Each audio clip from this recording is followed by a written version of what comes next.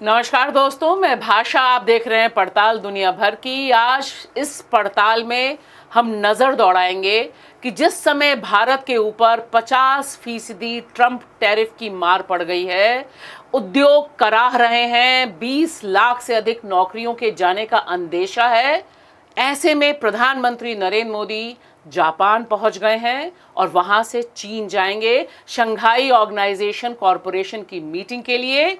और जिस तरह से उन्होंने ट्रंप की मार और उसकी काट के लिए रास्ता चुना, चीन, जापान और रूस का, क्योंकि पुतिन से भी वहां मुलाकात होगी, तो पहला मुद्दा ये रहेगा।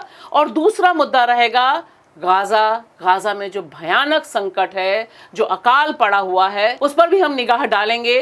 प्रबीर, आपके साथ इन मुद्दों पे चर्चा है, आपका स्वागत है। तो प्रबीर, यह जो तस्वीर, यह जो पूरे डिटेल्स हम दिखा रहे हैं, ये मिनिस्ट्री ऑफ एक्सटर्नल अफेयर ने मोदी जी कहाँ कहाँ जाएंगे इसका पूरा ब्यौरा दिया है। जापान वह पहुंच चुके हैं और 31 और 1 को वो चीन में रहेंगे, जहां पर उनकी मुलाकात शी जिनपिंग से और पुतिन से भी होगी।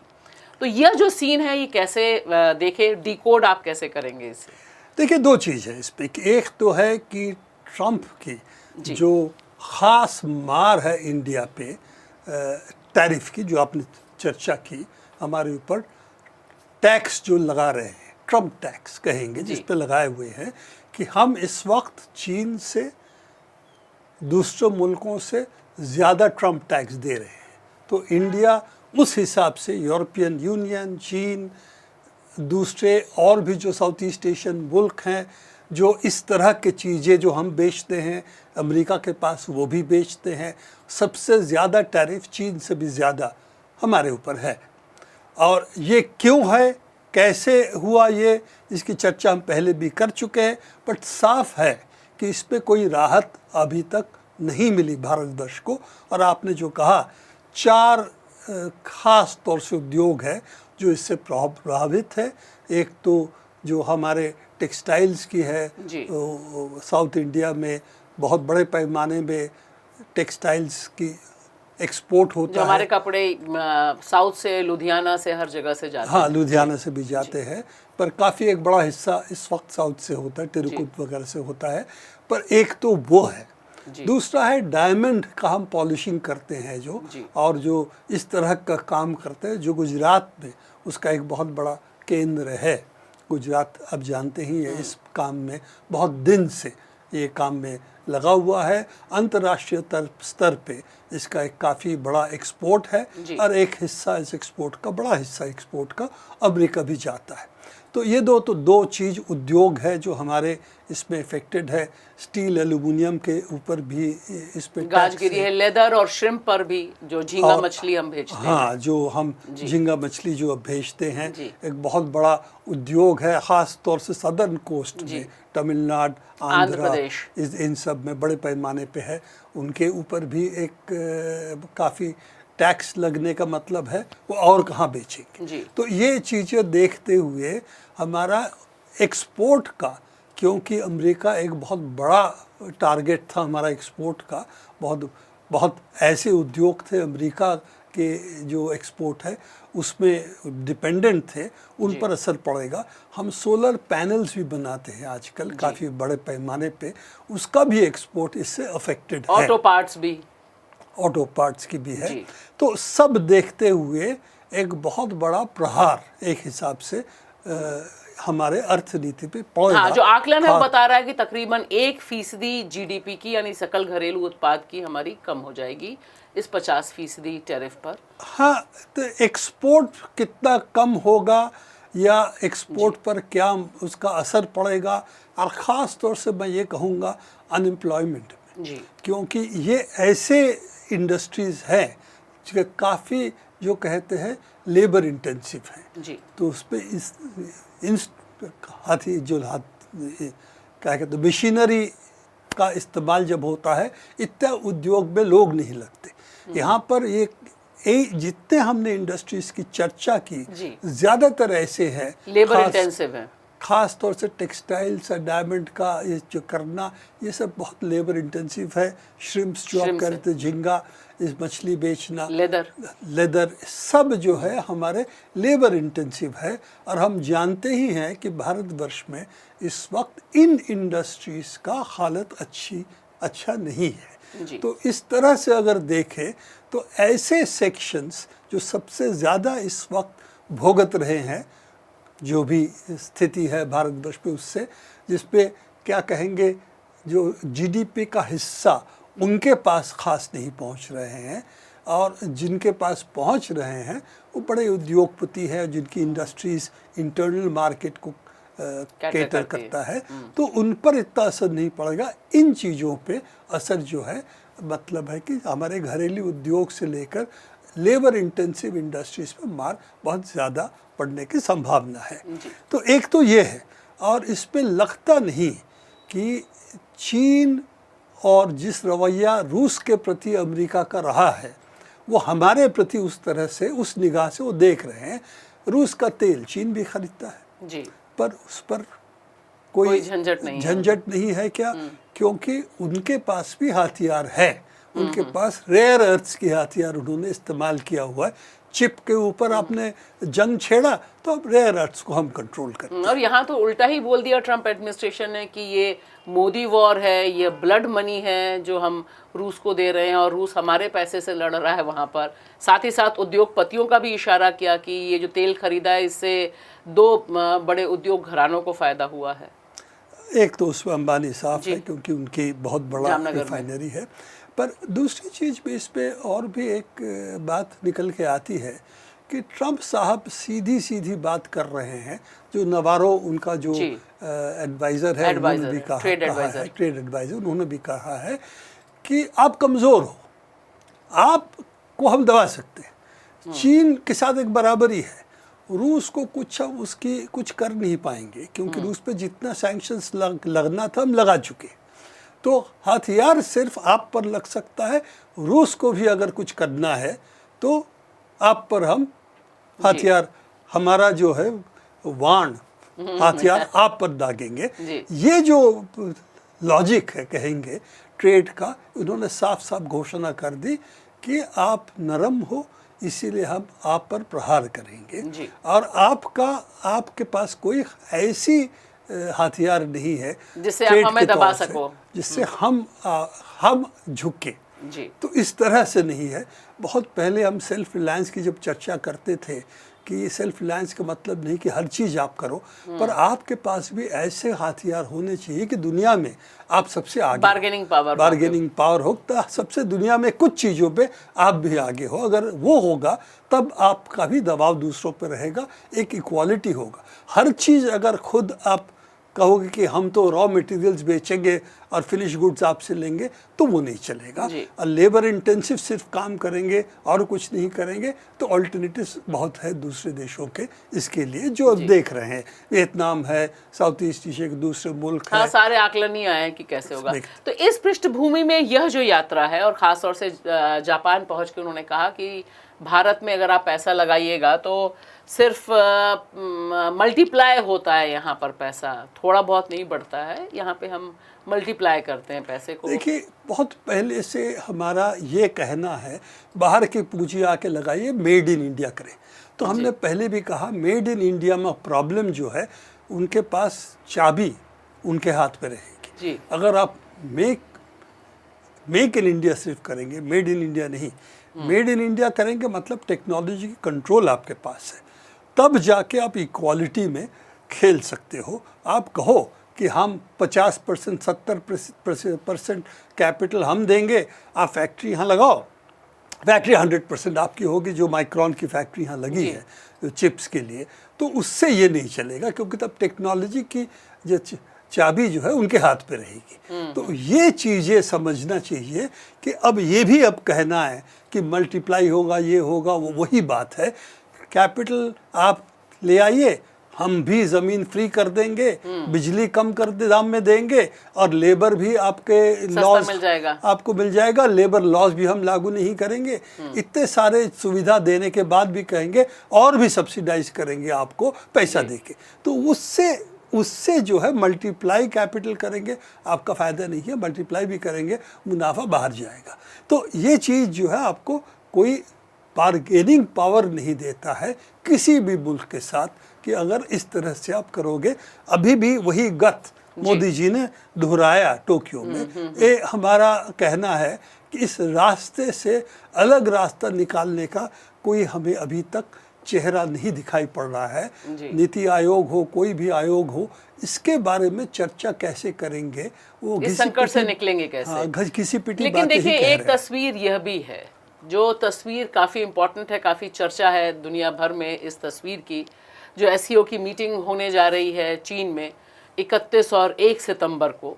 तो लोग कह रहे हैं कि जाना था ट्रंप के यहाँ, पहुँच गए चीन और रूस, समझ गए ना, यानी मोदी जी ने दांव खेल दिया है और चुप्पी से वार किया है, क्योंकि अभी तक उन्होंने ट्रंप का नाम नहीं लिया है। ये जो मुलाकात है, ये क्या एक गेम चेंजर या भारत के लिए कुछ फ़ायदा पहुँचाएगी? देखिए, साफ है कि बारगेनिंग पावर आपकी बढ़ सकती है कि अगर आप चीन और रूस से संबंध सुधारते हैं। हालांकि रूस से हमारा संबंध कभी बिगड़ा खराब नहीं था। हम अभी भी उनसे हथियार ले रहे थे, उनका तेल सस्ते में खरीद रहे थे। इंडियन सरकार, भारत सरकार की तरफ से जो बयान दिया गया है रूस के तेल के बारे में, वो भी साफ है।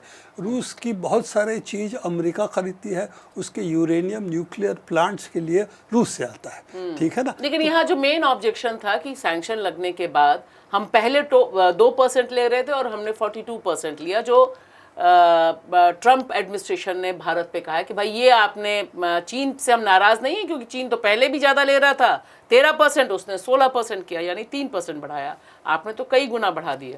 हाँ, हमारा साफ है कि आप उससे यूरेनियम लेते हो, तेल हम किससे लेंगे, आप क्यों डिसाइड करेंगे? जहाँ से हमें सस्ता तेल मिलेगा वहीं से हम लेंगे। रूस का तेल सस्ता था, हमने लिया। देखिए, रूस के ऊपर सैंक्शंस लगा जो बात करते हैं, किसने लगाया? हमने तो नहीं लगाया, दुनिया के तो यूनाइटेड नेशंस ने नहीं लगाया, ये तो चंद यूरोपीय देश और अमेरिका ने सैंक्शंस लगाया रूस के ऊपर नहीं, दूसरे देशों पे, कि कोई उससे खरीदेगा तो हम पर सैंक्शंस लगाएंगे, नहीं लगाएंगे हम तय करेंगे, पर हम क्या खरीदेंगे, कहाँ से खरीदेंगे, उस पर कोई सैंक्शंस नहीं है। तो रूस से इन्होंने इसके बावजूद भी तेल खरीदा है, नेचुरल गैस लगातार लिया है, और नॉर्थ सी की पाइपलाइन बर्स्ट होने के बाद, जो अभी कह रहे हैं कि यूक्रेन ने किया था, इसके बावजूद भी इन्होंने दूसरे पाइपलाइन से गैस तो लिया है। यूरोपियन देश जो कहा, भारतवर्ष ने कहा वो तो हमसे ज़्यादा तेल खरीदा है, गैस खरीदा है, उसको तो कुछ नहीं कर रहे हो आप। फर्टिलाइज़र्स वहाँ से आता है। अमेरिका में जो खास कहा कि यूरेनियम वहाँ से, जो उनको न्यूक्लियर प्लांट्स के लिए जो यूरेनियम चाहिए वो रूस से लेते हैं, इनरिच्ड यूरेनियम जिसे कहते हैं। तो ये तो कहने की बात है, सीधी बात है, आपके पास खेलने के लिए आपके पास क्या पत्ते हैं और उनके पास क्या पत्ते हैं। तो चीन के पत्ते भारी है, रूस के साथ सैंक्शंस लगा हुआ है रूस के ऊपर। रूस एक हिसाब से अपने तरह चल पाता है और तेल बेचने से फ़ायदा होता है, सही बात है। चीन को तेल बेचेंगे, और चीन अगर तेल ज़मीन में रहेगा बाद में बेचेंगे तो भी खास फ़र्क नहीं पड़ता रूस की, क्योंकि रूस एक हिसाब से सेल्फ रिलायंट है। जो चीज़ों उनको चाहिए वो खुद इस वक्त पैदा करते हैं ज़्यादातर रूप से, एक्सेप्ट जो चीज़ें और चाहिए उनको वो चाइना से। तो आपको लगता है ये इक्वेशन भारत के लिए बेहतर होगी? कि मैं इसलिए पूछ रही हूँ ये सवाल, क्योंकि अभी तक हम मोदी जी, अब की बार ट्रंप सरकार भी एक टैग उनके ऊपर बहुत तगड़ा लगा हुआ है, और हर चीज़ के लिए हम अमेरिका पर निर्भर करते रहे हैं। साथ ही साथ यह भी एक बड़ा सवाल उठ रहा है कि जितना ट्रंप और ट्रंप एडमिनिस्ट्रेशन दबाव डाल रहा है भारत के ऊपर, लगातार ट्रंप बहुत एग्रेसिव हैं, तो वो दरअसल भारत को झुकाना चाहते हैं ट्रेड डील के लिए, जो ट्रेड डील हमारे साथ नहीं हुई है। तो उसमें ये जो 3 लोग हैं, क्या भारत को, शी जिनपिंग और पुतिन, 50% जो टैरिफ भारत पर लगा है उससे कोई निकासी का रास्ता, एग्जिट रास्ता कोई भारत को मिलेगा? देखिए, एग्जिट रास्ता तो ट्रंप सरकार क्या करेगा और भारत सरकार क्या करेगा उसी से निकलना है। सवाल है कि ये स्ट्रेटेजिक दुनिया एससीओ ये जो है, और चीन के यहाँ मोदी जी का पहुँचना 7 साल बाद पहुँचे, तो तो इसका मतलब है हमारा जो बॉर्डर क्रैश गलवान से शुरू हुआ था, जी जिस पर काफ़ी असर पड़ा था विदेश के अंदर, वो अभी भी ख़त्म नहीं हुआ। लगता है उसकी एक नॉर्मलाइजेशन की ओर शायद हम बढ़ सकते हैं। नॉर्मलाइजेशन क्यों ज़रूरी है? क्योंकि अगर हम चीज़ें अमेरिका को नहीं बेच पाएंगे तो हमारा कुछ चीज़ें क्या हम चीन को बेच पाएंगे? चीन के हमारा संबंध सुधरेगा तो आर्थिक रूप से हमें क्या फ़ायदा होगा? चीन का टेक्नोलॉजी इस वक्त बहुत सारी चीज़ों में एडवांस है, जैसे ईवीज़ में सबसे आगे दुनिया में अमेरिका से काफ़ी आगे चीन है। सोलर सेल्स, सिर्फ पैनल्स नहीं, हम तो यहाँ सिर्फ पैनल बनाते हैं और वो भी दुनिया का 2% 2.5% पैनल्स हमारे यहाँ बनता है, उससे कम ही एक हिसाब से। तो एक बहुत बड़ा ईवीज़ का एक्सपेंशन हो सकता है। पैनल सिर्फ नहीं, सेल्स बनाए, इसके बाद और भी चीज़ें बनाए। तो आपका कहना है कि एक भारत के लिए एक मार्केट भी और भारत के लिए टेक्नोलॉजी भी, कैपिटल भी ईवीज़ की जो प्लांट्स लग रहे हैं यूरोप वगैरह में, वो चीन का कैपिटलिस्ट वहाँ जा रहा है, BYD जैसे कंपनियां हैं वो वहाँ जाके इन्वेस्ट कर रहे हैं। तो अमेरिका के साथ अगर एक तरफा प्रेशर आता है इस तरह का, तो हमारे हाथ में पत्ते क्या है खेलने के लिए, ये देखना पड़ेगा। और जितने देशों के साथ हम संबंध अच्छा कर पाएंगे हमारे लिए फ़ायदा है। साउथ ईस्ट एशिया, हम RCEP में नहीं घुसे, तो ट्रेड का जो ब्लॉक था उसमें चाइना है, रशिया, जापान है। तो हमारे लिए जब तक ट्रेड की हम जो चीज़ें हैं दूसरे देशों से संबंध और गहरा नहीं कर पाएंगे, और ख़ास तौर से मेक इन इंडिया नहीं, मेड इन इंडिया पे नहीं वापस जाएंगे। अपना क्या है, आपके पास पत्ते क्या है टेक्नोलॉजी की फील्ड में खेलने के लिए, वो अगर जब नहीं होगा आपके पास, तब ट्रम्प जैसे आएगा जो सीधा साधा, जिसको कहेंगे हमारे भाषा में गुंडई, अंग्रेजी में बुली कहा चीन के एनवॉय ने।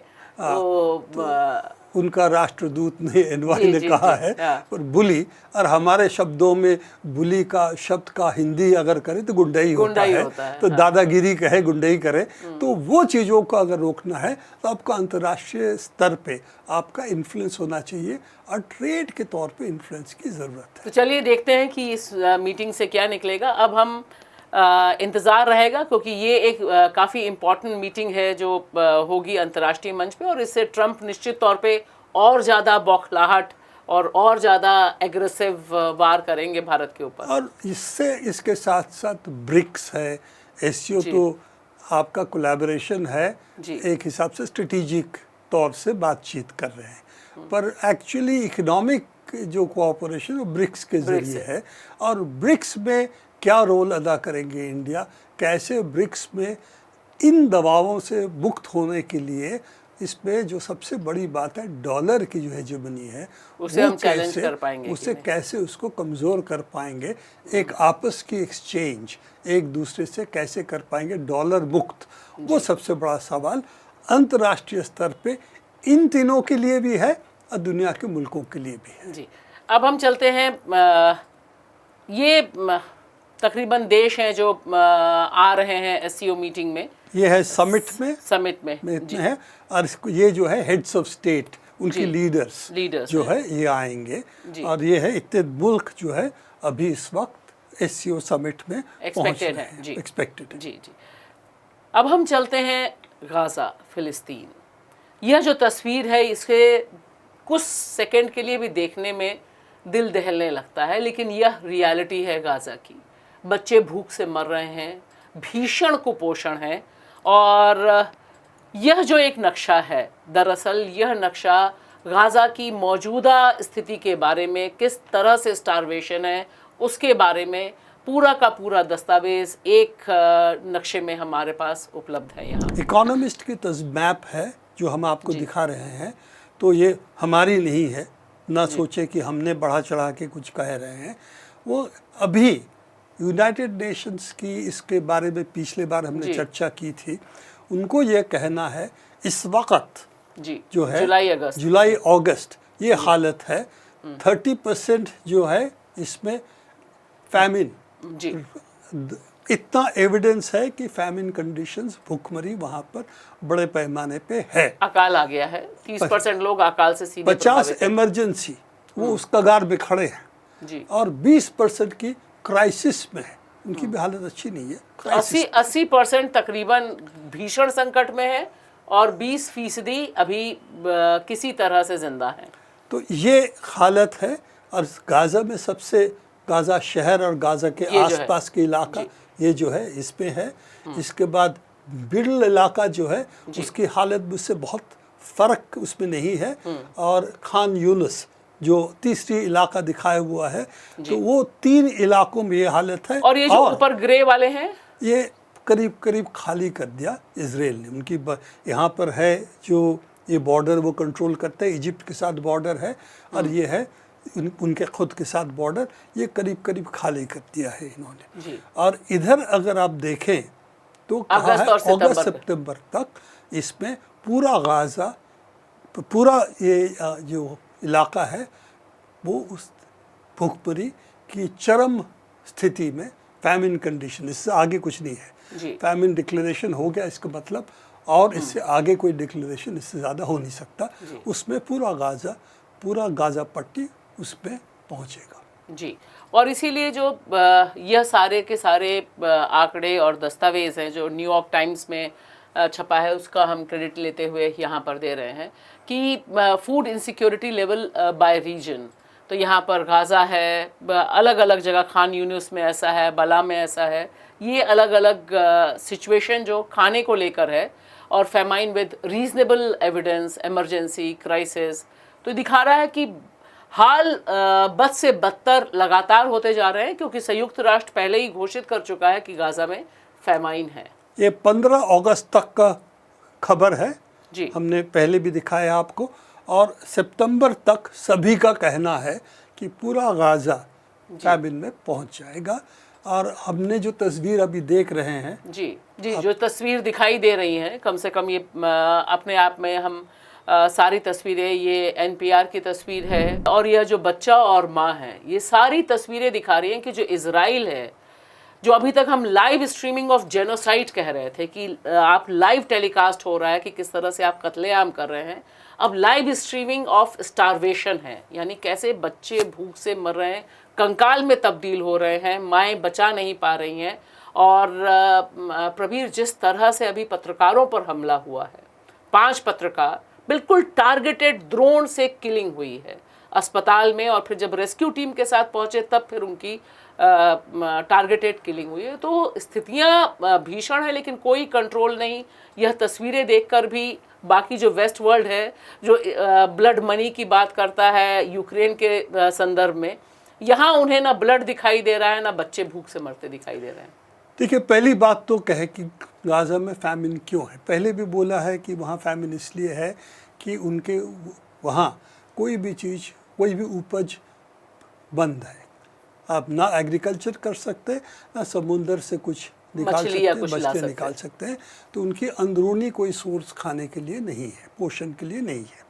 अब बाहर से आएगा, बाहर से आने का मतलब बॉर्डर से आएगा। बॉर्डर्स इजराइल कंट्रोल कर रहा है, यूनाइटेड नेशंस नहीं, और बहुत सारे एड एजेंसीज है।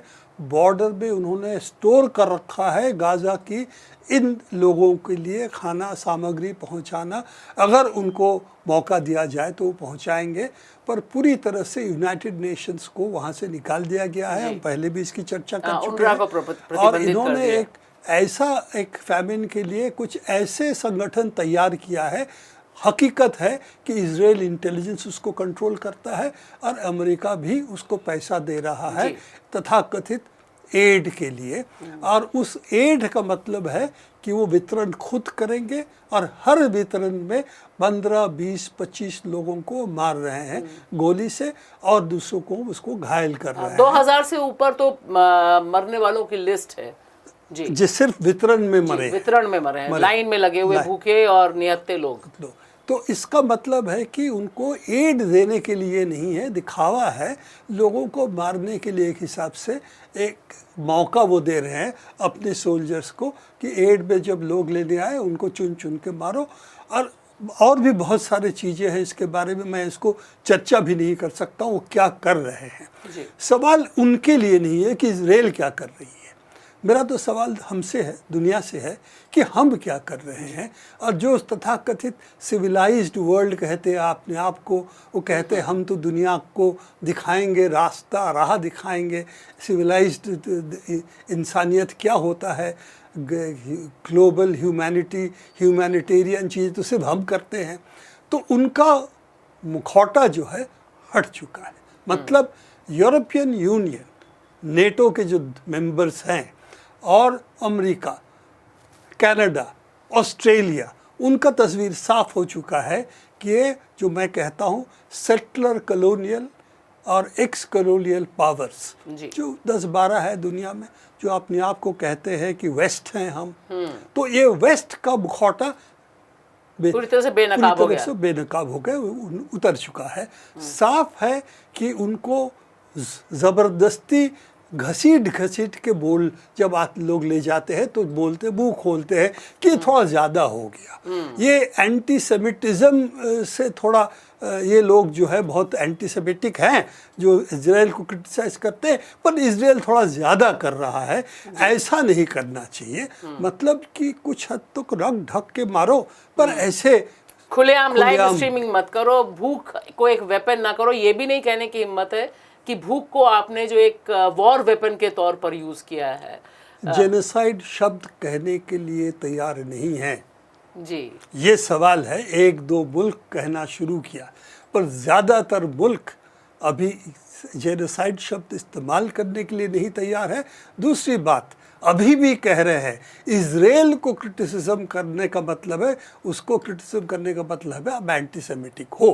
पैलेस्टाइन एक्शन जो एक यूके में संगठन है, उसको बैन किया इसके बात पे कि अब पेंट कर दिया था एक हवाई जहाज को, तो ये टेररिज्म है, तो आप जो कर रहे हो टेररिस्ट काम है। तो ये जिस तरह से वो बेनकाब हो रहे हैं, मैं समझता हूँ, हम इसके बारे में भी चर्चा पहले कर चुके हैं, दुनिया में एक ख़ास मोड़ आया है जिसमें जो वेस्टर्न शक्तियाँ, जो करीब 500 साल शुरू होता है अमेरिका अपनी जेनोसाइड से, जहाँ पर उनकी जो उनको रेड इंडियंस कहते हैं, नेटिव हैं वहाँ के, ओरिजिनल लोग हैं, वो रेड इंडियंस कहते थे, उनको उन्होंने सब जगह काफ़ी बड़े पैमाने पे मारा और उनकी खदेड़ दिया उनको उनका पूरा मुल्क कब्जा कर लिया।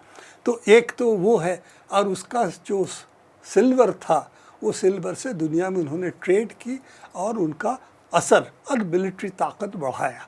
उसके तहत जो है उनका बोलबाला हुआ दुनिया में, और हम तो इतिहास इसमें ज़्यादा नहीं जाएंगे। और सबसे बड़ा जो उनको मुनाफा हुआ अंग्रेज़ों को ख़ास तौर से, जब उन्होंने बंगाल का उन्होंने लड़ाई में जीता, सिराजुद्दौला हार गए और बंगाल प्रेसिडेंसी उनके कब्ज़े में आया। उससे ब्रिटिश कॉलोनियलिज्म का नींव पड़ता है। पर दुनिया में जो वेस्टर्न एक डोमिनेंस था, ख़ास तौर से कॉलोनियल पावर्स का, इसके बाद अमेरिका और कॉलोनियल पावर्स को मिली भगत जो था, वो इस वक्त कमज़ोर सिर्फ नहीं हो रहा है, वो लगता है ख़त्म होने की नौबत में। चलिए हम उम्मीद कर सकते हैं कि इस तरह की जो तस्वीरें हैं, तो एक मिनट एक शब्द सेंटेंस कर ले, मैं थोड़ा लंबा चला गया, और फिर भी कि वो अब ख़त्म होने को दिखता है, और ये तस्वीरें उसको उनको और भी नंगा कर रहा है कि ये मुल्क है कौन, और बिना इनके पीछे रहते हुए, इनके हाथ इनके पीछे नहीं रहता अगर, तो ये चीज़ें नहीं हो पाती। जी, तो एक बात तो दुनिया के सामने भी साफ है कि ये जो तस्वीरें हैं, जो दिल दहलाने वाली हैं, मानवता विरोधी तस्वीरें, इस हाल में गाज़ा को पहुंचाने का काम जिन लोगों ने किया है, उन सबके हाथ खून से रंगे हुए हैं, फिलिस्तीन और गाज़ा से। हथियार जिसने दिया, और हथियार, वही मैं कह रही हूँ, जितने लोग हैं यहाँ पर, और ख़ास तौर से पूरा पश्चिमी जो दुनिया है, जो यूक्रेन पर आंसू बहाती है, और यहाँ पर घड़ियाली आंसू भी नहीं बहा पाते, तो उनसे ज़रूर समय भी और हम भी सवाल पूछते रहेंगे। बहुत बहुत शुक्रिया प्रबीर।